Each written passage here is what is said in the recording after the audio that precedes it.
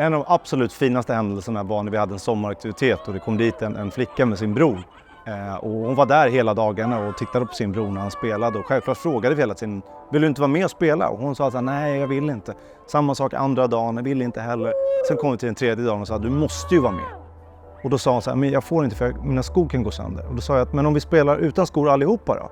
Och då gick hon med på det och de här 3 timmarna, alltså, hon sprang mest av alla, skrattade mest av alla. Och när jag frågade henne efter aktiviteten och så när hon låg där på gräset sa hon att det var den bästa dagen på hela mitt sommarlov. Och när hon vände sig om och gick hem med sin brorsa så vände hon sig om och vinkade 3 gånger. Och för mig säger det ganska mycket att det här är viktigt att få människor att känna sig sedda och det är precis det vi håller på med.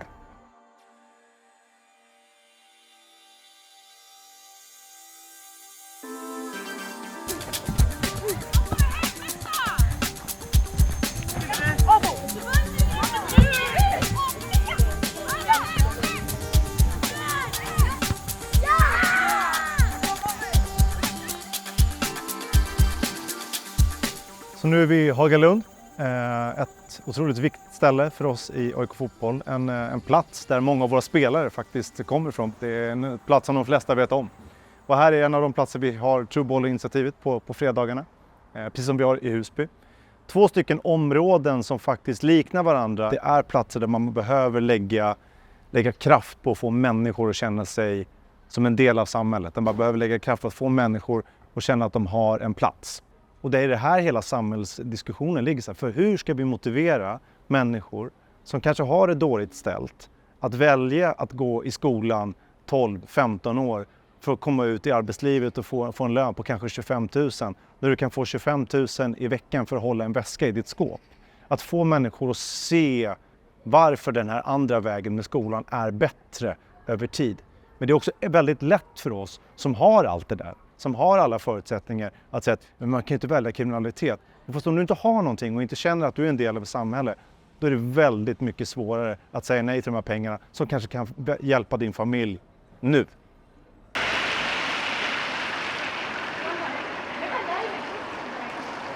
Vi är ju både i Hagalund och i Husby, för det är faktiskt 2 områden där man behöver lägga fokus på att nå människor, att bygga de här relationerna. Men vårt mål är ju mycket, mycket större. Jag skulle önska att vi kunde vara på 5-6 platser och kanske ännu bättre. Lek med tanken att de här 5-6 platserna också skulle kunna möta varandra och träffas med fotbollen som verktyg och fotbollstävlingsform.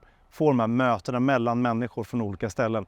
Det är integration på riktigt och det förändrar samhällen på riktigt. För integration är mänskliga möten.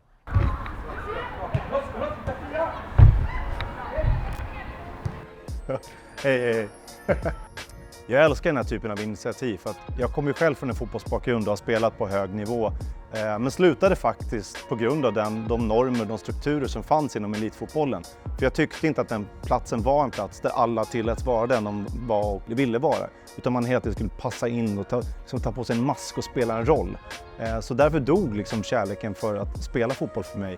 Och det är därför den här typen av initiativ och arbete med att skapa trygga plattformar där människor trivs och mår bra är så otroligt essentiella för mig och för AIK Fotboll. För fotbollen ska vara en plats där människor tillåts vara med. Fotbollen ska vara en plats där vi lär människor någonting mer än att bara spela fotboll. Fotbollen ska vara en plats där vi utvecklar fotbollsspelande men också får verktyg för att klara av livet efter fotbollen.